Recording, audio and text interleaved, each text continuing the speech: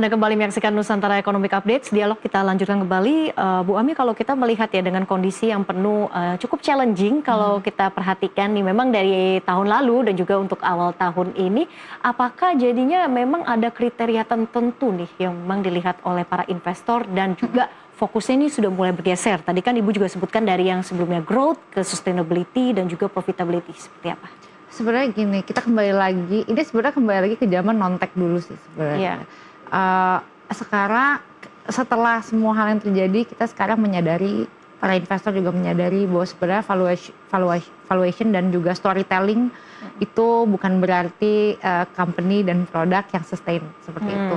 Jadi sekarang banyakkan dari para investor melihatnya mungkin ke misalnya startup ini apakah fits untuk di Indonesia aja secara lokal atau bisa di project ke luar negeri juga atau bisa di expand ke luar atau negeri bisa juga. di scale up gitu ya. Betul, atau bisa di scale up dan di cash flow-nya seperti apa, operasionalnya seperti apa, apakah foundernya ini bisa memanage ini dengan baik, apakah foundernya ini hanya penuh dengan ideation.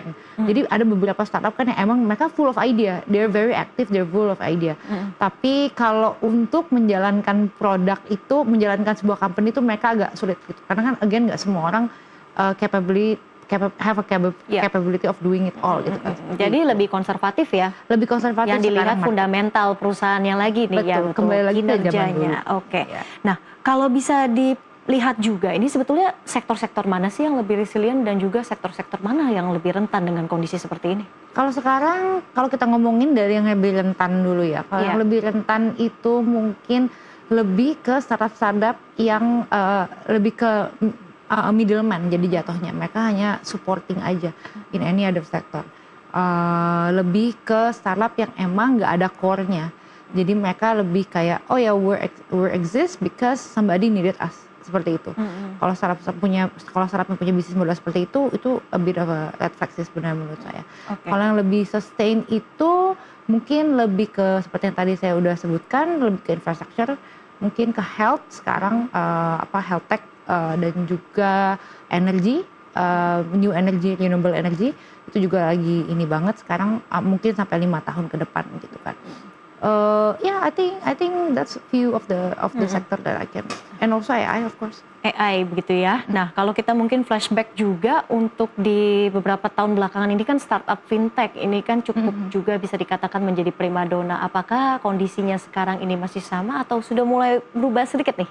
Tergantung dari bisnisnya.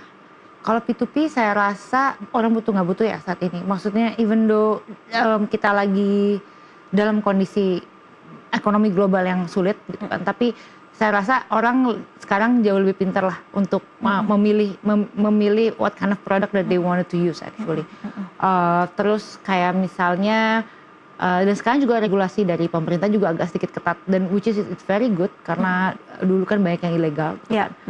Mungkin sekarang yang lebih sustain itu fintech enabler atau fintech embedded, jadi sesuatu yang bisa support banking atau financial institution yang lain. Oke, dan kemudian kalau kita lihat juga nih ya fenomena tech winter yang sebetulnya memang diharapkan segera berakhir dalam waktu dekat, tapi karena kondisi ekonominya juga seperti ini.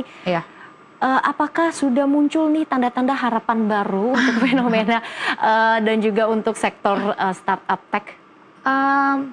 Mungkin iya ya, karena seperti ini kita kan sebenarnya this winter been going on too well. Mungkin kita sekarang udah di ice age kali ya.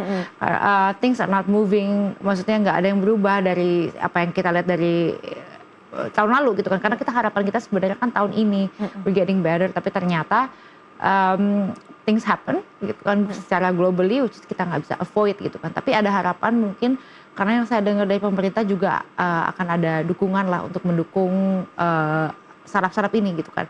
Untuk mungkin mereka bisa kasih investment atau mungkin mereka bisa kasih banyak kok acara-acara sekarang yang nge-support startup, ngasih fund ke startup gitu kan. Acara-acara pemerintahan dan acara-acara swasta juga seperti itu. Jadi saya rasa mungkin dalam 2-5 tahun ke depan we're getting better. We'll see how it goes economically globally. Karena bagaimanapun ekonomi kita juga lagi-lagi ya pasti juga ditopang oleh dengan inovasi di berbagai sektor teknologi dan juga termasuk AI. Nah, apakah ini juga berpengaruh pada arah investasi yang juga didukung dengan pemanfaatan AI ini misalnya? Untuk sekarang iya, itu jelas ya terlihat. Maksudnya banyak sekarang startup-startup yang emang it's either an VTech, it's either an AI embedded atau purely AI gitu kan. Saya melihat sih sebenarnya kayak kemarin saya sempat ke sebuah acara oleh salah satu BUMN di Indonesia, dan kebetulan menurut saya startupnya bagus-bagus dan quite inovatif. Mungkin anak muda sekarang Gen Z udah lebih banyak belajar dari masa lalu.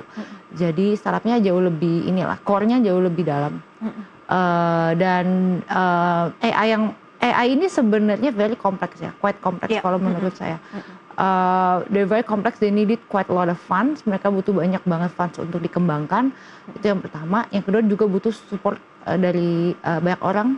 Infrastrukturnya juga butuh support juga gitu kan.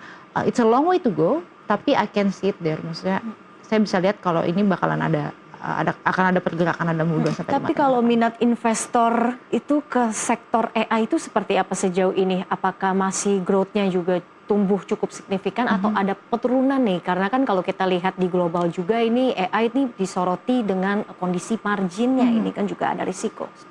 Sebenarnya kalau growth dari investmentnya itu sendiri sekarang semakin naik ya, karena sebenarnya mungkin interest dari para investor luar ini ke startup Indonesia sekarang lagi kenceng-kencengnya. Karena startup di Indonesia ternyata AI-nya tuh variatif banget gitu. Quite a lot of startup sekarang they're doing quite a lot of different things gitu kan.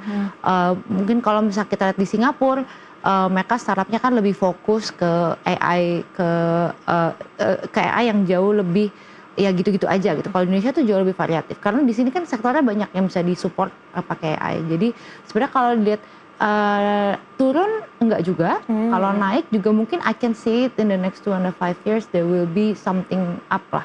Oke. Nah, jadi kalau bisa disimpulkan juga nih, sebetulnya apa tantangan terbesar dari startup-startup dalam mencari pendanaan di tengah kondisi yang seperti ini? Sebenarnya gini, banyak dari startup itu yang menurut saya produknya bagus, they good at storytelling gitu kan, tapi executionnya mereka agak sulit. Jadi itu mungkin yang itu sebenarnya behavior dari startup 5 tahun yang lalu lah.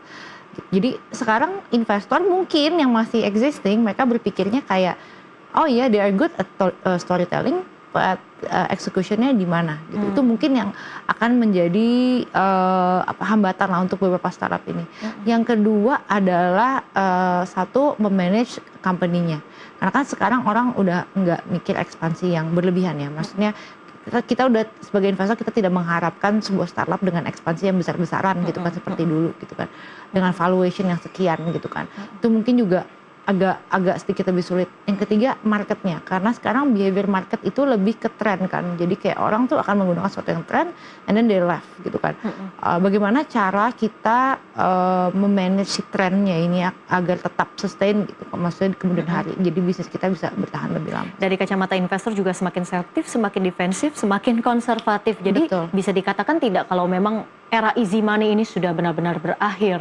Oh iya sih Des, kayaknya nggak sekarang, visi udah nggak lihat lagi sih hal yang mungkin yang mereka lihat 5 tahun yang lalu. Ternyata terbukti kalau ini tuh sebenarnya nggak menguntungkan juga buat siapapun gitu kan. Ini malah satu jadi backlash buat investornya, yang kedua it's not bringing any value to the investor, dan yang ketiga startupnya juga ya buat apa, jadi nggak sustain gitu. Oke, pertanyaan terakhir dari saya, dengan kondisi uncertainty, ketidakpastian seperti ini, strategi jitu apa yang perlu dilakukan investor dan juga startupnya nih ya agar bisa tetap survive begitu ya, dan juga tumbuh secara sustain begitu? Kalau investornya mungkin lebih ke due diligence yang lebih dalam, ya, belajar dari yang sebelum-sebelumnya. Kalau due diligence sebuah startup itu emang harus lebih deep lah, nggak hanya dilihat dari foundernya siapa atau foundernya anaknya siapa atau investor dari mana gitu kan. Jadi itu mungkin satu. Yang kedua harus dipikirin juga sebenarnya inovasinya seperti apa, fit nggak sama marketnya. Dan yang ketiga, apakah mereka ini benar-benar bisa sustain atau enggak. Nanti growth-nya akan seperti apa dan juga ekspansinya nanti kalau mau dijalankan akan seperti apa. Jadi memang sekarang kalau investor itu melihat sebuah startup itu mereka memang harus dari awal sampai akhir, harus benar-benar end to end. Gitu. Jadi end to end dilihat roadmap-nya secara menyeluruh ya, seperti apa. Betul, eksekusinya harus bagus juga. Eksekusinya juga harus bagus. Terima kasih Ibu Ami atas waktunya. Ibu Ami Yandra, SVP Head of Business Development Apex Group atas waktunya di Nusantara Economic Updates. Sehat dan sehat selalu. Thank you. Dan pemirsa, dialog tadi juga sekaligus menjadi penutup perjumpaan kita hari ini. Ekonomi bukan sekedar angka, tapi nafas kehidupan kita semua. Dari pasar tradisional hingga industri digital, dari rakyat kecil hingga kebijakan besar, semua saling terhubung. Saya Lenggerasi pamit undur diri. Terima kasih dan